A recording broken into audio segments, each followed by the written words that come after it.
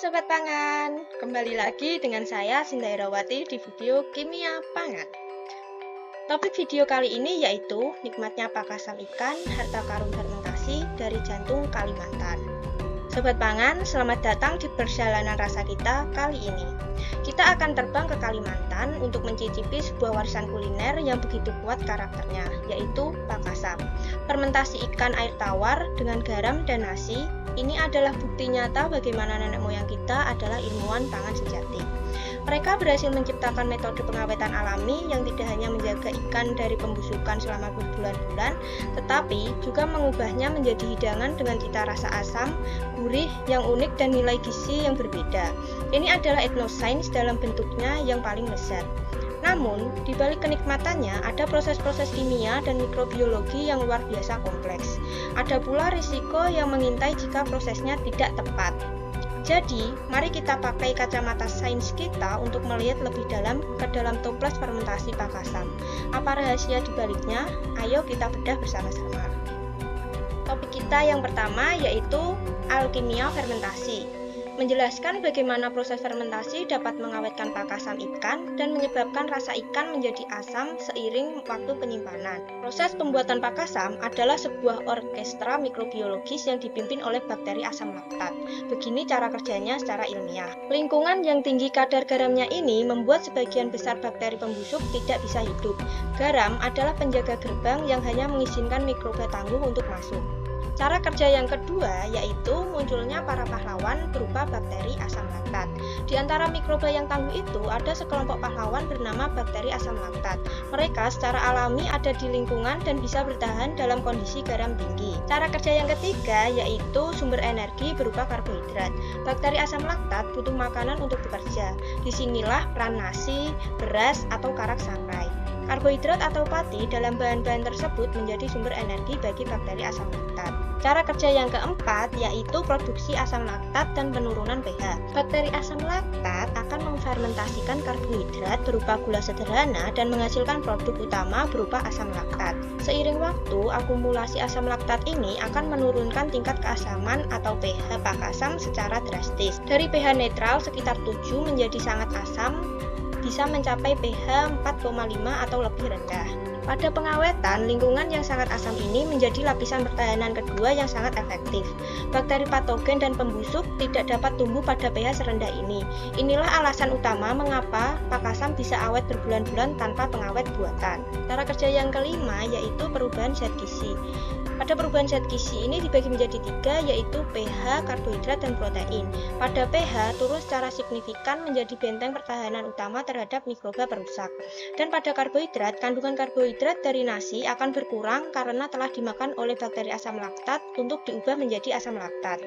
Dan pada protein, enzim protease baik yang berasal dari ikan itu sendiri atau endogen maupun dari mikroba akan mulai memecah molekul protein yang kompleks menjadi molekul yang lebih sederhana seperti peptida dan asam-asam amino bebas melalui proses proteolisis. Hal ini tidak menghilangkan nilai protein, malah membuatnya lebih mudah dicerna dan menghasilkan senyawa rasa umami atau gurih. Jadi, rasa asam yang khas pada pakasam adalah rasa dari asam laktat, sang pengawet alami yang dihasilkan oleh para pahlawan bakteri kita.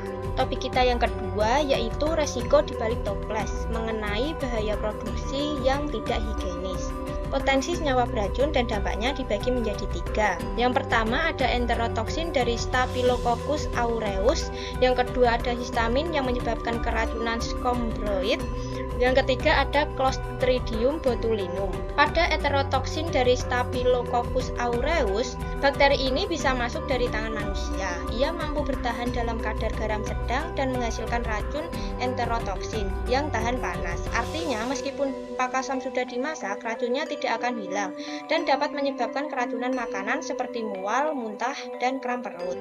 Selanjutnya, pada histamin yang menyebabkan keracunan skromboid, ini adalah resiko paling umum pada produk ikan fermentasi yang tidak higienis. Proses terbentuknya yaitu jika ikan yang digunakan tidak segar, bakteri tertentu akan berkembang biak. Bakteri ini memiliki enzim yang bisa mengubah asam amino histidin yang banyak terdapat pada ikan menjadi histamin, seperti pada reaksi yang sudah ditampilkan. Dampaknya yaitu konsumsi histamin dalam kadar tinggi menyebabkan scombroid fish poisoning. Gejalanya mirip alergi berat seperti wajah memerah, sakit kepala, gatal-gatal, mual, dan jantung berdebar. Bahayanya histamin juga stabil terhadap panas. Yang terakhir ada Clostridium botulinum. Ini adalah skenario terburuk. Bakteri ini tumbuh di lingkungan tanpa oksigen atau anaerobik seperti di dalam tumpukan ikan yang padat. Jika kondisi pH belum cukup asam dan garamnya kurang, ia bisa menghasilkan neurotoxin botulinum, racun paling mematikan yang dikenal manusia yang menyerang sistem saraf dan bisa menyebabkan kelumpuhan hingga kematian. Jadi, yang perlu Sobat Pangan ingat dan terapkan adalah standar kebersihan bukanlah pilihan, melainkan keharusan mutlak untuk memastikan pakan asam yang kita konsumsi adalah sumber gizi, bukan sumber penyakit. Topik kita yang ketiga yaitu garam krosok versus garam dapur, mengenai mitos pahit dan fakta ilmiahnya. Ada seorang narasumber yang menyatakan bahwa penambahan garam dapur yang terlalu banyak cenderung membuat rasa pakasam menjadi pahit, sedangkan garam krosok tidak. Saya setuju dengan pengamatan narasumber, namun penjelasan ilmiahnya lebih dari sekedar pahit dan tidak pahit. Perbedaan utama terletak pada komposisi kimia dan laju pelarutan. Berdasarkan tabel didapatkan efek laju pelarutan dan efek aditif dan mineral. Pada efek laju pelarutan merupakan faktor kunci. Berdasarkan tabel didapatkan efek laju pelarutan dan efek aditif dan mineral. Pada efek laju pelarutan merupakan faktor kunci, di mana pada garam krosok karena larut perlahan ia menarik air dari ikan secara bertahap. Ia menciptakan gradien salinitas yang lebih stabil dan merata, memberikan kesempatan bagi bakteri asam laktat untuk beradaptasi dan memulai fermentasi dengan baik. Prosesnya lebih lembut bagi daging dan ikan. Sedangkan pada garam dapur, larut secara instan menyebabkan kejutan osmotik yang ekstrim pada permukaan ikan. Ini bisa merusak struktur protein permukaan secara kasar dengan denaturasi dan menghambat pengeluaran air dari bagian dalam ikan. Fenomena cash hardening ini mungkin menghasilkan senyawa-senyawa yang berperan dalam menciptakan rasa pahit. Efek yang kedua yaitu efek aditif dan mineral. Rasa pahit pada garam dapur dalam konsentrasi sangat tinggi bisa jadi diperkuat oleh aditif anti gumpal atau senyawa iodium yang dikandungnya. Sebaliknya, beberapa mineral jejak dalam garam krosok justru dapat mendukung pertumbuhan beberapa jenis bakteri asam laktat sehingga fermentasi berjalan lebih optimal. Kesimpulannya yaitu pada garam krosok memiliki kelebihan proses fermentasi lebih terkontrol dan merata, menghasilkan profil rasa dan tekstur yang superior. Ini adalah pilihan tradisional yang terbukti secara ilmiah lebih cocok. Sedangkan resiko garam krosok jika tidak bersih bisa mengandung kotoran fisik seperti pasir. Dan pada garam dapur memiliki kelebihan murni, bersih, dan takarannya konsisten. Sedangkan resiko garam dapur yaitu beresiko menghasilkan rasa pahit dan tekstur yang kurang baik karena laju pelarutannya yang terlalu cepat. Jadi pernyataan narasumber benar, yaitu garam krosok lebih unggul bukan karena sihir, tapi karena sifat fisika dan kimianya lebih selaras dengan dinamika fermentasi pakasam yang ideal. Topik kita yang keempat yaitu strategi optimal fermentasi, memilih karbohidrat berdasarkan data. Sobat Pangan, sekarang kita akan menjadi ilmuwan data pangan. Di sini kita memiliki data jumlah bakteri asam laktat dari berbagai sumber karbohidrat. Dari situ, mari kita analisis untuk menemukan solusi terbaik. Dari analisis data mikrobiologis yang didapatkan dibagi menjadi 3, yaitu yang pertama karbohidrat itu wajib, yang kedua performa puncak, dan yang ketiga ada kandidat superior. Pada karbohidrat itu wajib, didapatkan data kontrol 4,59, total bakteri asam laktat sangat rendah, membuktikan bahwa tanpa sumber karbohidrat tambahan, fermentasi bakteri asam laktat yang efektif tidak akan terjadi. Pada bagian 2, yaitu performa puncak, nasi 8,76 dan beras 8,76 menghasilkan populasi bakteri asam laktat tertinggi. Ini menunjukkan keduanya adalah substrat atau makanan yang sangat baik untuk bakteri. Nasi dengan patinya yang tergelatinisasi menyediakan sumber energi instan. Beras meskipun patinya mentah ternyata mampu mendukung pertumbuhan bakteri asam laktat hingga level yang sangat tinggi seiring waktu. Dan pada bagian yang ketiga yaitu kandidat superior, terdapat nasi aking 8,31 dan karak 8,12 menunjukkan hasil yang sangat baik, sedikit di bawah nasi dan beras. Namun masih menunjukkan populasi bakteri asam laktat yang sangat padat dan lebih dari cukup untuk fermentasi yang sukses. Selanjutnya yaitu ada menentukan solusi paling efektif. Tujuan kita bukan sekedar mencari angka tertinggi, melainkan proses fermentasi yang optimal, yang menyeimbangkan antara keamanan berupa penurunan pH cepat dan kualitas sensorik berupa rasa, aroma, dan tekstur. Yang pertama, fermentasi yang terlalu cepat seperti menggunakan nasi saja berisiko menghasilkan rasa yang terlalu asam dan tekstur ikan yang lembek. Yang kedua, fermentasi dengan beras mungkin memiliki fase awal yang lebih lambat, yang bisa menjadi jendela resiko bagi pertumbuhan mikroba yang tidak diinginkan, meskipun hasil akhirnya bagus.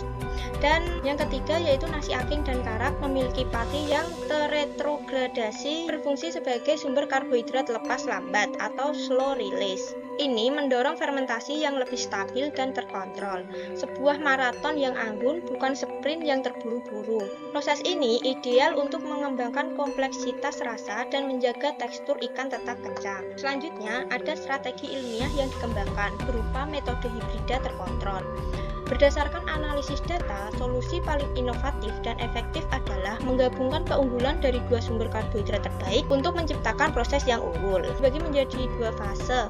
Fase pertama yaitu kickstart untuk keamanan menggunakan nasi, dan fase kedua maraton untuk kualitas menggunakan nasi aking. Pada fase pertama, tindakan dilakukan pada awal proses. Gunakan sebagian kecil sekitar 20-30% dari total karbohidrat dalam bentuk nasi. Alasannya, berdasarkan data, nasi didapatkan 8,76 memiliki potensi pertumbuhan bakteri asam laktat tertinggi. Pati gelatinnya yang mudah diakses akan memicu ledakan pertumbuhan bakteri asam laktat di awal. Ini akan menurunkan pH dengan cepat, segera menciptakan lingkungan asam yang aman dan menghambat pertumbuhan bakteri pembusuk sejak dini. Dan pada fase kedua digunakan sisa karbohidrat sekitar 70-80% dalam bentuk nasi aking. Alasannya, nasi aking didapatkan 8,31 terbukti sebagai substrat yang sangat baik. Sifatnya sebagai karbohidrat lepas lambat akan menjadi bahan bakar jangka panjang bagi populasi bakteri asam laktat yang sudah dominan. Fermentasi yang lebih lambat dan stabil ini akan memungkinkan enzim protease bekerja optimal, mengembangkan rasa umami yang dalam dan aroma yang kompleks, serta menjaga tekstur ikan agar tidak hancur. Kesimpulan dari strategi yang dikembangkan yaitu dengan metode hibrida terkontrol ini kita memanfaatkan data secara maksimal. Kita menggunakan kekuatan nasi untuk keamanan di fase kritis dan kegunaan nasi aking untuk menghasilkan kualitas sensorik superior di fase pematangan. Ini adalah pendekatan etnosains modern yang menghormati bahan-bahan tradisional sambil mengoptimalkan prosesnya berdasarkan pemahaman ilmiah untuk meminimalkan kerusakan dan memaksimalkan nilai gizi serta cita rasa. Cukup sekian video kali ini. Jika ada kata-kata yang salah, saya mohon maaf. Jangan lupa untuk menghargai tradisi dan menginovasi masa depan. Sekian, terima kasih. Sampai jumpa di video selanjutnya. Dadah!